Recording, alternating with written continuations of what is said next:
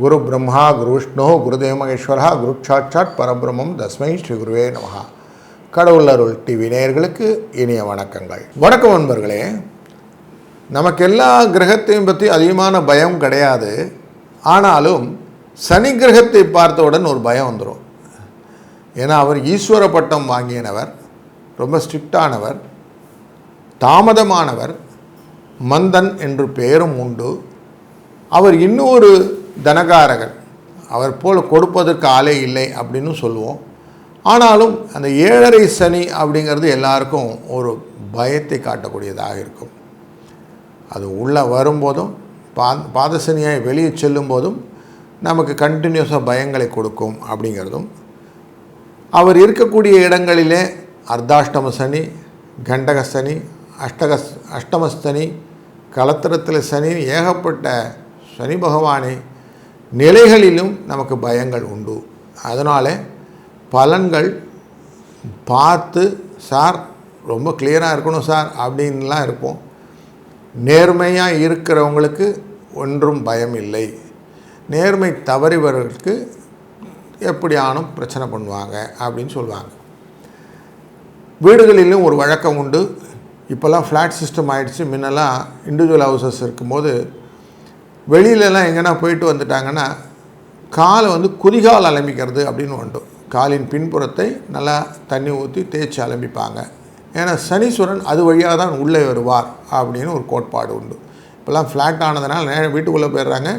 அதுக்கப்புறமா அவங்க கால் அலம்பினா உண்டு. அதனாலும் என்னவோ சனியின் தாக்கம் நிறைய பேருக்கு பாதிப்பை கொடுக்கறது அப்படிங்கிறதும் ஒரு குறிப்பாக நம்ம பார்க்க முடியாது.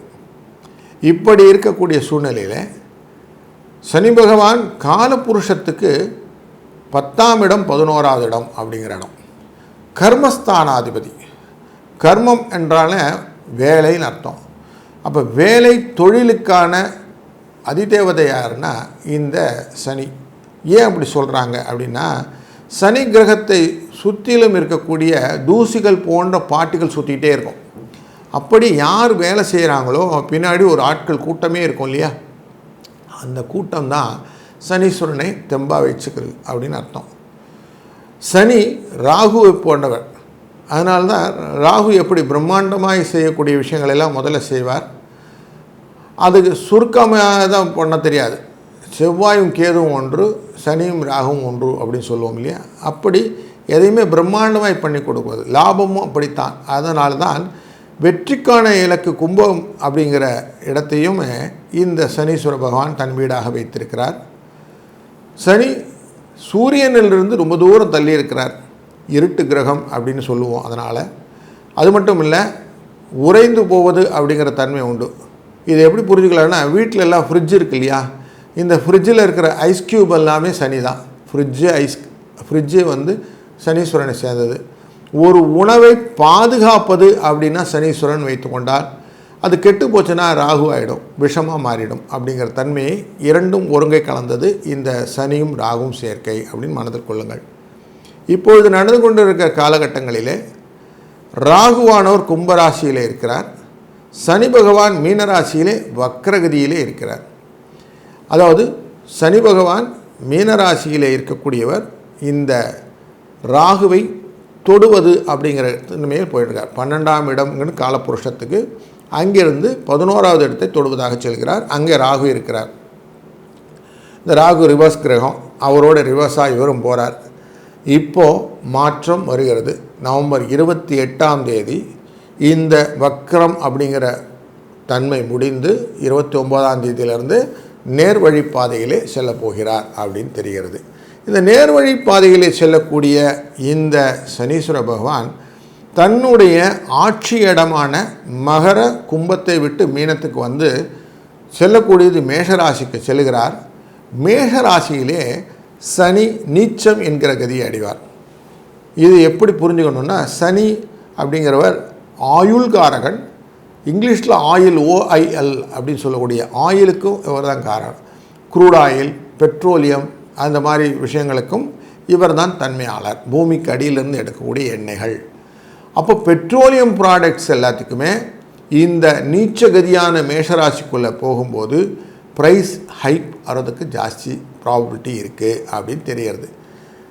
எப்படி சார் ஹைப் ஆகும், இப்போ எல்லாம் கண்ட்ரோலில் இருக்குது அப்படின்னா, இல்லை அதுக்கான கால வர்த்தமானங்கள் வரும்போது டெஃபினட்டாக இதனுடைய ப்ரைஸ் வந்து பீக்கில் போகிறதுக்கு வாய்ப்பு உண்டு அப்படின்னு தெரிகிறது. இதையும் ஒரு நிலைப்பாடாக ஆஸ் எ ஃபினான்ஷியல் அஸ்ட்ராலஜராக நான் சொல்லிக் கொடுக்குறேன். ஏன்னா குரு வந்து வக்கரகதியில் இந்த சனியை பார்த்து கொண்டு இருக்கிற சூழ்நிலை கிடைக்கும் மார்ச் 2026 வரைக்கும்.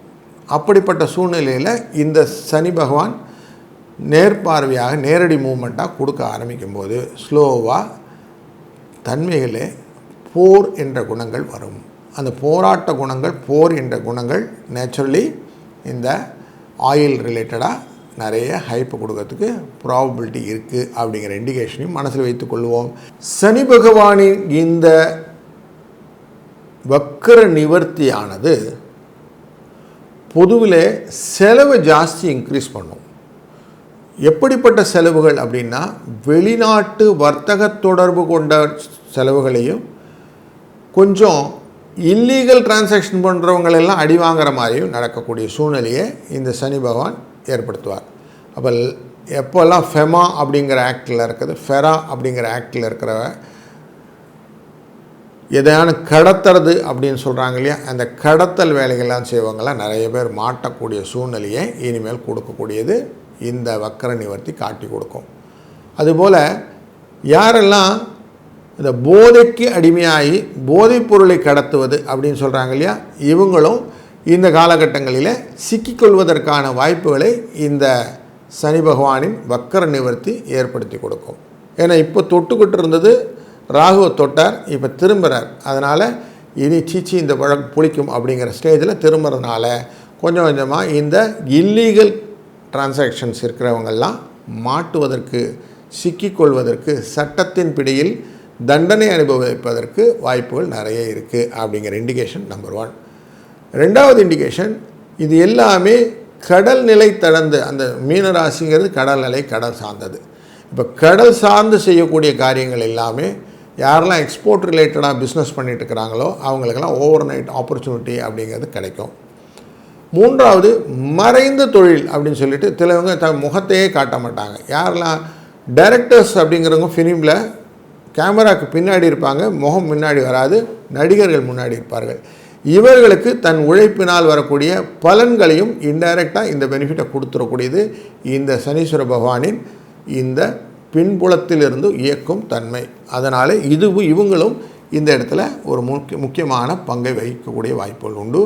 இவங்கள்ட்டே நிறைய பணப்புழக்கங்கள் நிறைய வரும் அப்படிங்கிறது தெரிகிறது. யாரெல்லாம் ரொம்ப கஷ்டப்பட்டிருந்த வாழ்க்கையில் அப்படின்னு சொல்கிறாங்களோ அவங்களுக்கெல்லாம் உழைப்பினால் வரக்கூடிய லாபங்களை நிதர்சனமாக தரக்கூடியது இந்த சனியின் வக்கர நிவர்த்தி பயிற்சி அப்படிங்கிறத ரொம்ப நோட் பண்ணி அடிக்கோட்டு எடுத்துக்கலாம்.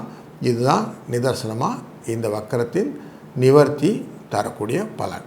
இப்படிப்பட்ட சூழ்நிலையில் இந்த கர்மகாரகனான சனியினுடைய வக்கர நிவர்த்தி ஒருவருக்கும் தன்னுடைய இண்டிவிஜுவல் ஜாதகத்தில் எப்படி இருக்குன்னு பார்க்கணும் ஆசை இருக்கும் இல்லையா? வாருங்கள் தொடர்ந்து காண்போம். வணக்கம் மேஷராசி அன்பர்களே. இதனால் வரைக்கும் வக்கரகதியிலே இருந்த சனி பகவான் 11வது லாபஸ்தானத்தை பார்த்து கொண்டிருந்தார். நவம்பர் 29க்கு பிறகு இவர் வக்கரம் என்கிற நிலை மாறி உங்களுடைய மேஷராசியை தொட இருக்கிறார். அதாவது உங்களுடைய அந்த 7.5 சனியோடைய ட்ராவலை கண்டினியூ பண்ணுறார் அப்படின்னு ஆகிடுது. இதனால் என்ன நடக்கும்? உங்களுக்கு பாதிப்பு இருக்குமா?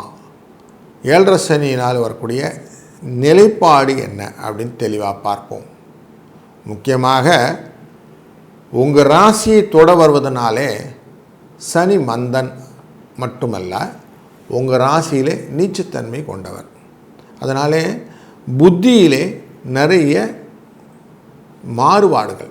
யோசித்தேன் சார், செய்யலை சார், வேலை எடுத்தேன் சார், முடிக்க முடியல சார், இப்படின்ற தாமதங்கள், புத்தி குறைவான தன்மையினால் வரக்கூடிய தடுமாற்றங்கள் வருவதற்கு வாய்ப்பு உண்டு. கொஞ்சம் செலவும் கண்ட்ரோல் இல்லாமல் இருக்கும். சிலருக்கு சில முக்கிய பணிகளிலே முயற்சிகள் மூலியமாக செய்யக்கூடிய காரியங்கள் வெற்றியை கொடுக்கக்கூடியதும் இருக்கும். கல்விகளிலே இருப்பவர்களுக்கு குழப்பம் தரும் சூழ்நிலை, அந்த குழப்பத்தை விட்டு வெளியே வரக்கூடிய எண்ண ஓட்டங்களை கொஞ்ச நேரம் ரிலாக்ஸ் பண்ணி அவங்க ஹேண்டில் பண்ணாங்கன்னா அதுலேருந்து வெளியில் வரக்கூடிய சூழ்நிலையும் அமையும். எல்லாருடைய உணர்வுகளையும் புரிந்து கொண்டு அதன் மூலியமாக செயல்படுத்தக்கூடிய செயல் நிலைகளை சனி பகவான் உங்களுக்கு தருவார்.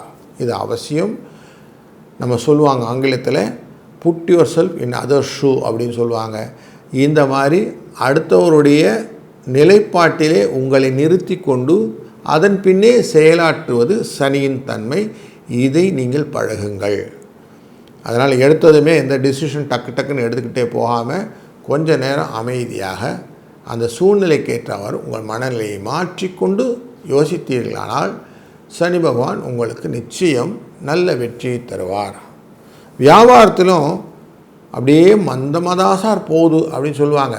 உள்ள மேலோட்டமாக பார்க்கும்போது, உள்ள டீப்பாக பார்க்கும்போது அந்த லாபம் பெருநியலாக அந்த லேச்சுரேஷனில் இருக்கும். அந்த சேச்சுரேஷன் லெவல்னு சொல்லுவாங்க.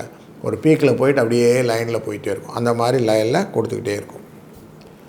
முக்கியமாக இந்த சனியின் வக்கர நிவர்த்தியின் போது கொடுத்த வாக்குறுதிகள் எல்லாம் நிறைவேற்றக்கூடிய காலகட்டங்களாக இருக்கும். உங்களுக்கு நீங்கள் பண்ணின ப்ராமிஸ், உங்ககிட்ட மற்றவங்க பண்ண ப்ராமிஸ், இது ரெண்டுமே ஒன்றுக்கு ஒன்று கோரிலேட்டடாக உங்களுக்கு ஹெல்ப்ஃபுல்லாக இருக்கும் அப்படிங்கிறதும் கூடுதலாக மைண்டில் வச்சுக்கணும். விவசாயத்தில் இருக்கக்கூடிய விவசாய என்பவர்களுக்கு பாடுபட்டு தேடிய பணம், அதனால் உங்களுக்கு பயிர் பார்க்காம போச்சு அப்படின்னு சொல்லுவாங்க. அப்படிப்பட்ட ஒரு சூழ்நிலை இல்லாமல் உழைக்கணும், பார்க்கணும், கரெக்டாக அதுக்கெல்லாம் என்னென்ன காரியங்கள் என்னென்ன நேரத்தில் செய்யணுமோ அதெல்லாம் கரெக்டாக செஞ்சிடணும். உரம் அடிக்கும் உரம், மருந்து போடுவது மரம், அப்படி எல்லாத்தையும் பார்த்துக்கிட்டு அதனுடைய கலைகளை எடுத்து பண்ணக்கூடிய விஷயம்லாம் இருக்குது இல்லையா?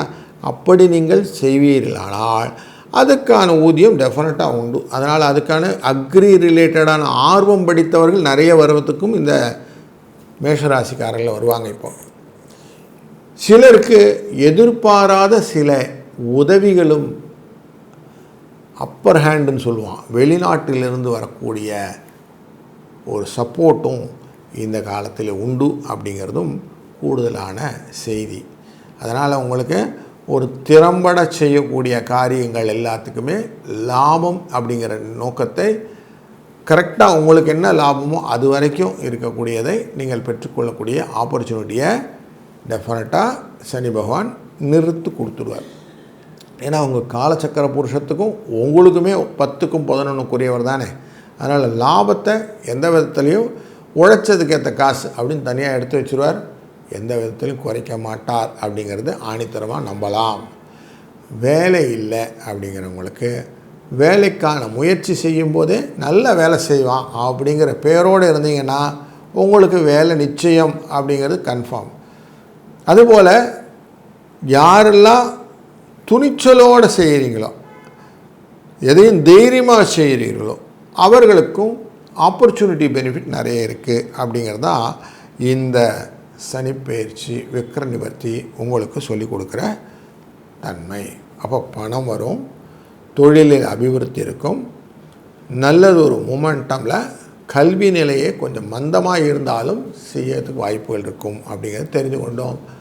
இதுக்கு பரிகாரமாக என்ன செய்யணும் அப்படின்னா, சனிக்கிழமை தோறும் ஆஞ்சநேயரை வழிபடும் போது உங்களுக்கு இந்த சனீஸ்வர பகவானால் வரக்கூடிய ஏழை நாட்டு பிரச்சனை படிப்படியாக குறைந்து லாபங்களை பெறுவதற்கு வாய்ப்புகள் அதிகமாக இருக்கும். வாழ்க வளத்துடன். கடவுள் அருள் டிவியை பார்த்தமைக்க நன்றிகள். மேலும் இது போன்ற தகவல்களை தெரிந்து கொள்ள கடவுள் அருள் டிவியை சப்ஸ்கிரைப் செய்யுங்கள். மறக்காமல் பெல் ஐக்கானை கிளிக் செய்யுங்கள்.